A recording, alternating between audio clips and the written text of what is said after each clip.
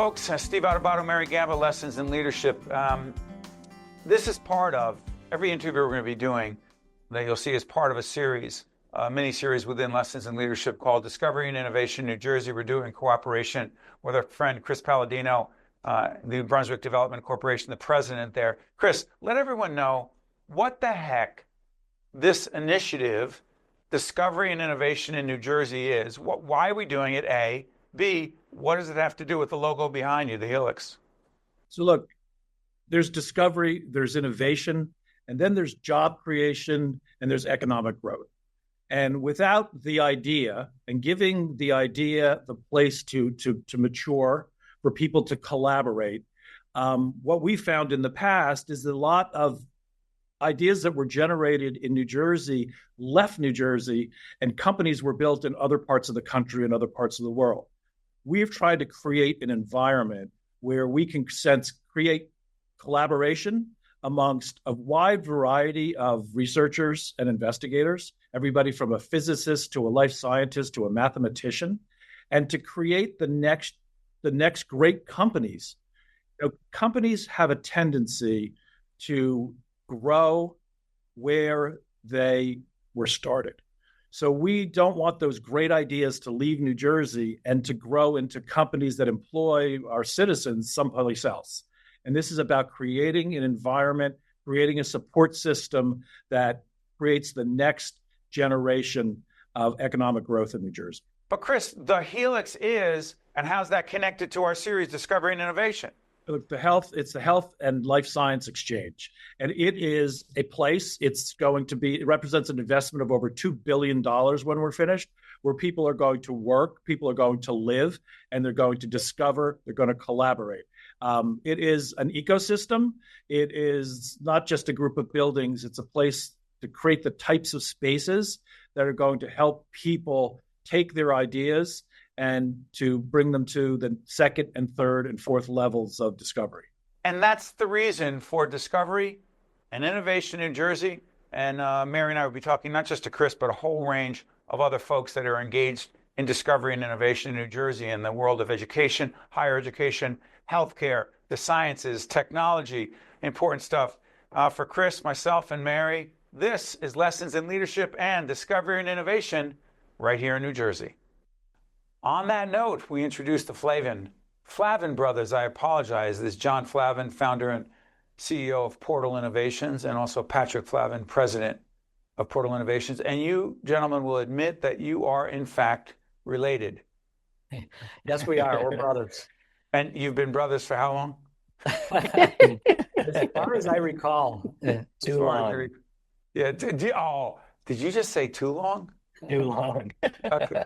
So first of all, we'll put up the website for Portal Innovations. John, what is Portal Innovations? We're an early stage investor in life sciences and innovation-focused companies that are early stage, oftentimes just spinning out of a university where innovation kind of gets its start. We invest in these companies. We provide critical infrastructure, which is often lacking in new and developing ecosystems outside of the typical hotspots like Boston and the Bay Area. So we are deploying physical capital with our fully equipped laboratory space, financial capital with our early stage investment platform, and then lastly, company building skills and connection to community and talent. Interesting. Patrick, let me follow up on what your brother said.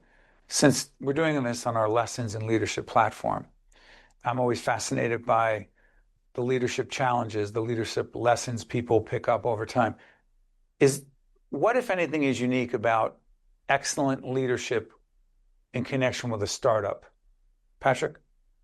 Yeah, no, that's a big question. I think what we have found as we have been both entrepreneurs ourselves and starting new companies and now investing in entrepreneurs and early stage life sciences companies, it's a hard role to play.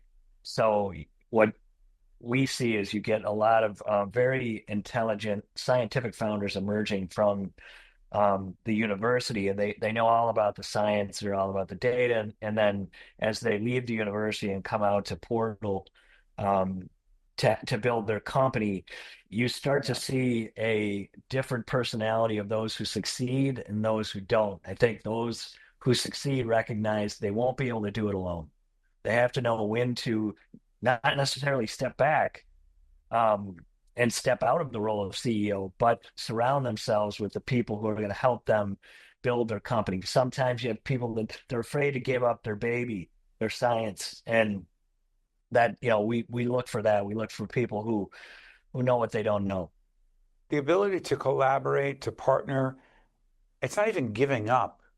Or maybe, but if someone sees it as giving up, they ain't going to give up. If someone sees it as making it stronger than I could ever make it alone, that's different. I'm sorry I interrupted you, Patrick. Go ahead. No, you're spot on. It should be liberating them, empowering them to build bigger. But I do think we notice there are folks who entrench themselves and try to maintain control, and others that they recognize that it's a liberating step. Yeah, the one characteristic that really stands out is listening. Can that individual listen and adapt? And I think that's the liberating characteristic that leads to these other traits that Patrick talked about. Mary, it's so interesting. You and I have been involved in so many startups, and as we are in this situation right now, we're questioning whether we engage in a startup of another major media operation. But the one thing I know, Mary, based on what Patrick and John just said, if we ever think we can do it alone, we're dead. It's impossible. And John, that is a perfect segue. I would love to talk a little bit more specifically about what you're doing with the portal in collaboration partnership, not only with the Helix in New Jersey and New Brunswick and Chris Palladino and DEVCO, but also with some higher ed institutions such as Rutgers and Princeton. Yep. So just tell us a little bit more, John. What does and the New Jersey Economic Development Authority. And the NJEDA. Right. Thank you, Steve. Yes, and our friends Tim Sullivan over there. Talk a little bit, John, about what exactly you are doing just to help in that incubator space at the Helix in New Brunswick. Well, we're really fortunate to be working with a strong set of partners that you just identified. And that's really an important characteristic as we engage with our partners around the country. New Jersey is a storied place as it comes to innovation, not only in large pharma and all the breakthroughs that have happened over time in bringing patients drugs for previously untreatable diseases, but even in telecom and looking at, Bell Labs and what happened there and going back to Thomas Edison himself. So New Jersey is no stranger to innovation. What we are bringing with our model and our partnership with our groups in New Jersey is using a place, so, working within the Helix to have a beautifully designed floor that allows the kinds of science that we're supporting to be carried out safely. So the kinds of things that we're going to be investing in are coming out of those research institutions that you've mentioned, like Rutgers and Princeton. These founding scientists need a place to work off campus. And it can't just be an office, or it can't be, in their garage or bathtub at home. They're doing chemistry and biology and quantum, and those kinds of technologies need special infrastructure. So we definitely are bringing unique and special infrastructure, but we like to say we're the software to the building's hardware. Portal Innovations is so much about recognizing that great scientists need each other. They need to collaborate. They need to interact with each other serendipitously. So social events, networking, fireside chats, bringing in investors from around the country that we work with in other locations to look at the great things that are happening. We're a convener. We bring people and projects and innovation together. Real quick follow-up on this, Patrick. First of all, what role do you believe, Patrick, that Chris Palladino has played? Because Chris, and I've known Chris for a long time, the one thing I know about him, as you comment on him, is he's very good at bringing people together, which is a leadership trait. Go ahead, Patrick. Yeah, no, you're exactly right. Chris is, he's been a unique individual. You, as John pointed out, we're in several places throughout the country, and so we put together these projects in many different locations. One of the things we always look for to succeed is who is our partner there. In Chris, we identified this is a project we want to be a part of. Not just because of everything John covered of the innovation history in New Jersey, but the team in DEVCO and Chris as a leader is a unique leader in that he knows the space very well. I mean, he seems to bleed scarlet red, Rutgers That would be blood. Rutgers. By the way, since you're talking about bleeding scarlet red, he's big Yeah. on Rutgers. Let me ask you this. There's some competition and turf stuff in the higher ed community. Mary, do we face that sometimes? We face that all the time. Yes. Okay. I mean, we're a small state with a lot of fantastic higher ed institutions. How the heck For do we sure. get Rutgers and Princeton, who played the first college football game in the history of the United States, to collaborate and partner? No, I'm being serious. I think Yeah. we've seen this. We can look. Where we started. The same things used to be said about the University of Chicago and Northwestern and University of Illinois. Maroon and purple don't mix. When you talk about innovation and you talk about building ecosystems, a rising tide lifts all ships. And that's where these forward-looking institutions are recognizing and looking to other innovation ecosystems that have been up and running for a number of years, like Boston and the Bay Area. That's because when it comes to great innovation getting translated into commercial products, you need the market. And the market is what Portal is bringing. It's bringing the outside to the doorstep of the universities. And those researchers, of course, are going to have personal pride in the inventions that they have, but they're coming with humility to collaborate with other groups, and they respect the other science that's happening. In Chicago, we were successful in bringing the Chan Zuckerberg BioHub to Chicago that was represented by a partnership with the University of Chicago, Northwestern, and the University of Illinois. And people used to say, you can't get the three presidents in the same room. We got the three presidents and the Governor Pritzker, in the same room to ultimately make the case, because there's so much power in the collaborative outputs that come from this shared goal around innovation. You're saying if it can be done in Illinois, it can be done in New Jersey? Well, I'll just say you brought up Chris. I would credit Chris. He's the one that was able to do that. I mean, I think when I say he's a unique personality, Brings people he is in together. that, he's a diplomat. To John and Patrick with Portal Innovations, make sure you check out their website. We'll continue our series, Discovery and Innovation New Jersey, in cooperation with Chris Palladino, who has been very supportive of that effort and introducing us to great, innovative leaders like yourselves. Thank you, gentlemen. We appreciate it. It's a real pleasure. Thank you. Thank you. Yes, the pleasure is ours. Stay with us. We'll be right back. This edition of Lessons in Leadership is made possible by the Vicino Leadership Institute at Seton Hall University, Prager Metis, Valley Bank, the International Union of Operating Engineers, Local 825, the North Ward Center, Gingoli Construction, the New Jersey Sharing Network, Delta Dental of New Jersey, the Helix, Fedway Associates Inc., the Port Authority of New York and New Jersey, Choose New Jersey, and Seton Hall University, showing the world what great minds can do since 1856. This is Mary Gamba. If you want more leadership tips and tools, log on to stand-deliver.com. That's stand-deliver.com. Promotional support for this edition of Lessons in Leadership with me, Steve Adubato, and my colleague Mary Gamba has been provided by NJ.com, NJBIA and New Jersey Business Magazine, CIANJ and Commerce Magazine, and the Meadowlands Chamber and Meadowlands Media. Next, please.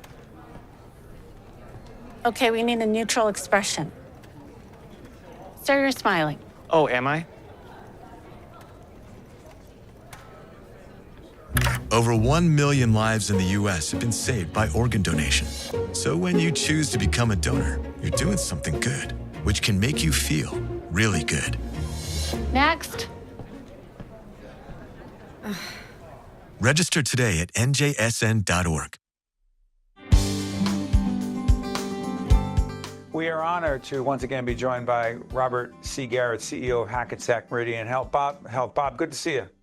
Great to see you, Steve. Thanks for having me. Yeah, Bob, let's do this. So many issues in healthcare. This is part of our Leaders in Healthcare series. But one of the first things I want to ask you about is you are coming out with a book, and you'll be joining us when that book is coming out. You did it in cooperation with Dr. Jose Azar, who is the head of quality at Hackensack Meridian Health, one of our longtime underwriters. Why not is the title. Why not what? Why not really defines my career, and I think it's a great leadership lesson, and that's why we chose that title. If you think about it, if you want to be innovative, you want to think out of the box, you want to challenge people, you got to ask the question, why not? Because a lot of people tell you why they can't do this and why they can't do this, and my answer is, why not? Let's give it a shot. Let's think about how we can get it done.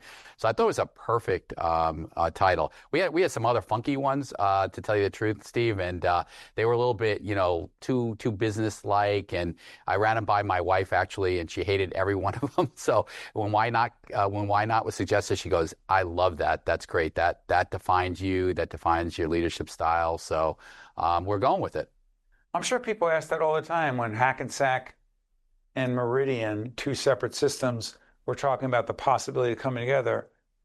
I guarantee you, because Bob, I was around at the time, I've done a whole range of leadership and communication coaching at HMH, and I remember this, and there are a lot of people, I'm sure, who said, why? And were you thinking, why not? Absolutely. As a matter of fact, my first conversation with John Lloyd, who was my co-CEO and the former former CEO of Meridian Health, as you know, Steve, great leader, great person. One of our probably our first conversation about getting together was we both kind of said, "Hey, why not?" It makes good sense. So I mean, there's so many links to that why not throughout my history in this profession, and I'm sure a lot of other people too. And the book, by the way, is not just about healthcare; it's about leadership lessons in various industries. So we're excited about it, and hopefully people will get a lot out of it, and will take away some of the messages that I've learned over the years. I'm gonna give you another why not. So Bob and I have had more conversations privately, but also in public situations than he can count or would like to count. But one we had recently, Bob, and I know you'll appreciate this because you and I talked about it. Bob was invited to speak at Montclair State University, my alma mater, at the business school. They had students from all over, faculty, all kinds of folks. And it was a Q&A with Bob. And it was recorded, and I've seen the video. And Bob, I don't know if people know this, but we did not have one conversation before we did it in front of a live audience of several hundred people as to what we would talk about. Is that accurate? That is absolutely accurate. We just went in kind of cold, and let's go, let's fire away. Why not? And you know what's? I'll tell you why that's interesting. Is Bob and I have talked about public communication and its connection to leadership for years. You have made it a priority to be but an impactful, engaging, frankly, powerful public communicator. Why is that something that you have to practice and work at for all of us, as opposed to, every leader can do that? That's just not true. No, I think, listen, as leaders, or as in my case, as being the chief executive officer for an organization like Hackensack Meridian Health, one of my roles is to be the storyteller. I think we have a good story to tell, but we got to get that story out there because we can help so many more people by telling that story. So I think it's important, to have good communication skills so you can effectively tell your story. Every organization has a unique story to tell. Every leader has a different perspective on that story to tell. So I think it's really incumbent upon leaders to really be schooled in communication and really being able to tell that story effectively. I mean, you are the spokesperson for your organization. Yeah, and along those lines, I want to follow up on this. In the spirit of putting out there not only what's great about your system and what you're proud of, U.S. News and World Report, check it out and see where HMH is. But also, Bob, having to be able to communicate in a very candid, direct way about the incredible challenges facing healthcare 2025 moving into 2026. Of all the many challenges, what is a really significant, quote, challenge that you and other healthcare leaders face every day? Yeah, I mean, there's a lot of challenges out there, but I'm not going to be shy about U.S. News and World Report either. So we did make, for the first time in New Jersey healthcare history, Hackensack University Medical Center was ranked in the top 20 hospitals in the nation, making the honor roll list. So my big shout out to my colleagues at HUMC for that incredible accomplishment. And beyond the recognition, it's about saving lives. It's about avoiding complications. It's about not having unnecessary readmissions. So there's a lot of great data that goes behind that recognition. Now, having said that, we are in an era, I should say, of significant challenges. There's the bill that was just passed in Washington recently, the One Big Beautiful Bill Act, or I guess they call it HR 1 now, however it's called. It cuts Medicaid reimbursement significantly across the country, in New Jersey and across the country. It's the biggest one-time hit to the safety net system in really the history of the U.S., and certainly since Medicare and Medicaid came into existence. $1 trillion of cuts over several years will happen. But in addition to that, the estimate is that 17 million Americans who have insurance today will not have insurance as a result of the passage of this bill. It hits the Medicaid population the hardest. At Hackensack Meridian Health, we take care of about 20% of all Medicaid patients in the state, so that's about 400,000 Medicaid population in New Jersey. So it is by any stretch, it's a very, very significant challenge. I think in healthcare we're calling it a big headwind coming at us. That's only one of many challenges. Bob, I want to do this because there's so many more things to talk about. Would you mind staying with us? We're going to do an additional segment. We'll air that on another edition of One-on-One. But Bob, was that okay with you? I know you have a ridiculous schedule. Yeah, why not? I saw what you just did, Bob. That's Bob Garrett, who is not only the CEO of Hackensack Meridian Health, but the co-author with Dr. Jose Azar at HMH of a book called Why Not? Why not go to a break? And we'll be back right after this. This is Mary Gamba. If you want more leadership tips and tools, log on to stand-deliver.com. That's stand-deliver.com. Promotional support for this edition of Lessons in Leadership with me, Steve Adubato, and my colleague Mary Gamba has been provided by NJ.com, NJBIA and New Jersey Business Magazine, CIANJ and Commerce Magazine, and the Meadowlands Chamber and Meadowlands Media. Welcome back to Lessons in Leadership. Mary and I have a few minutes on the back end. Mary, I know we've talked about meetings a lot. We do a lot of leadership and communication coaching around, hey, why are your meetings so bad? Why do you have so many meetings? Why are those meetings so long? Why are the people in the meeting not even people who need to be in the meeting? Why are you wasting everyone's time? It goes on forever, doesn't it, Mary? It sure does. When it comes to meetings, it is so critical, especially with the technology that we have with Zoom. People just fill in your electronic schedule. They see you have a half-hour, window in there. Let me just get a quick meeting on Mary's schedule. You need time. You almost have to schedule fake meetings in there if you just want to take a walk, grab a snack, have a bio break, etc. So I'm going to do this. Even though this is not an official mini seminar, I'm going to turn it into one before we finish. This is called Creating a Culture of Engagement. Mm-hmm. Now you might ask, what does that have to do with meetings? All right, here we go. This is creating a culture of engagement, meaning our meetings need to be more engaging, interactive, everything we do. I got this quote, Mary. I know you don't love this quote from Benjamin Franklin.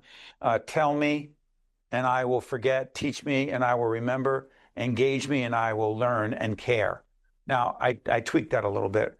So this is about, first of all, why is it so important to have a culture that's engaging and interactive, Mary? Oh, because life would be boring and dull. So sure, you need to be serious, you need to get the work done, but you need to engage others. If you don't engage others and you're just dictating and telling people what to do and not listening to their opinions, they're just going to tune out and just go through the motions, and that's not good for any organization. In that spirit, I'm going to listen more. First bullet point, talk less, listen more. Why is it so hard for so many of us? It is so hard because we feel like we are the most important person in the room. We have something really good to say. Our ego gets in the way. What we need to do is pause, because if we listen to what other people have to say, we're going to learn something pretty valuable. Follow up on that. The only way to have a real culture of engagement is to ask probing, open-ended questions of specific people. Ask probing, open-ended questions. Why is that engaging, Mary? It is because you're inviting them into the conversation. If you're just sitting there having conversations with someone, telling them something, downloading information, by pulling them in, whether it's just in a conversation with one-on-one, if it's in a meeting with a team, that's even more important to invite people in. If not, they're going to just start multitasking, check their email, and not really be engaged. And frankly, you're paying them, so you are just throwing money away. Absolutely, and stealing people's time. How about this third bullet point? Raise the bar. What does that mean? I argue we need to raise the bar of what we expect from everyone in the organization.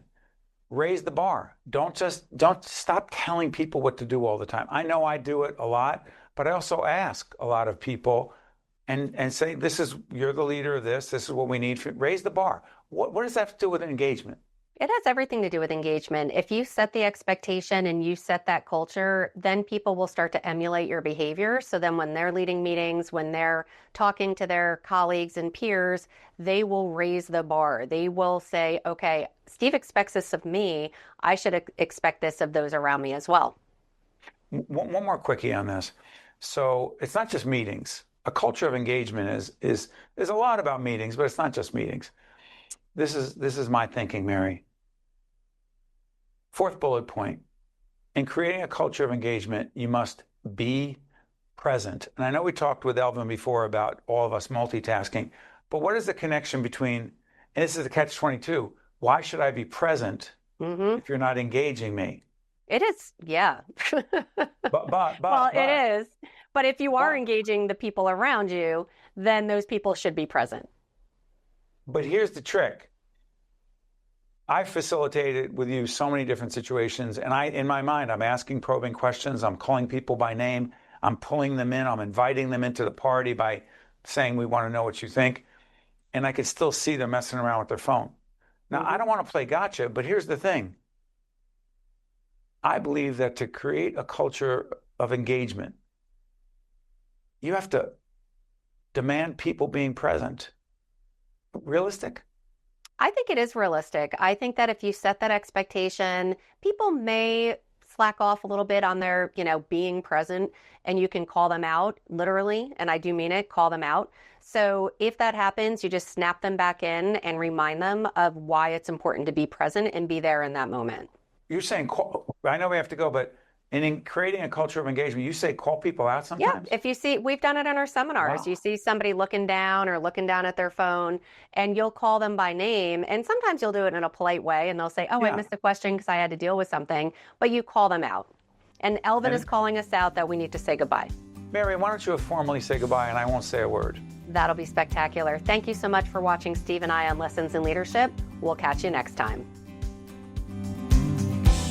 This edition of Lessons in Leadership is made possible by the Buccino Leadership Institute at Seton Hall University, Prager Metis, Valley Bank, the International Union of Operating Engineers, Local 825, the North Ward Center, Jingoli Construction, the New Jersey Sharing Network, Delta Dental of New Jersey, the Helix, Fedway Associates Inc., the Port Authority of New York and New Jersey, Choose New Jersey, and Seton Hall University, showing the world what great minds can do since 1856.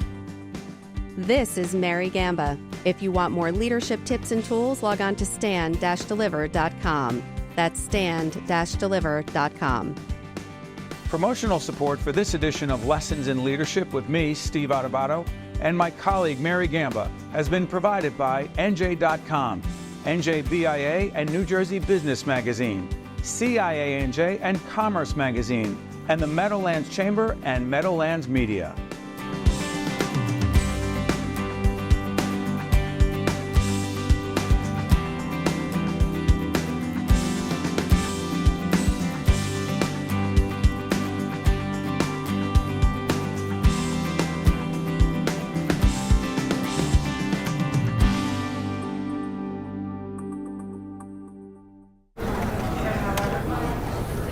How long you been waiting? About a half hour. Brutal. This keeps up, I'm gonna miss my pickleball game. I've been waiting 8 years for a kidney. What can you do? Over 100,000 people in the U.S. are waiting for a life-saving transplant. But you can do your part in an instant. Register as an organ donor today at njsn.org.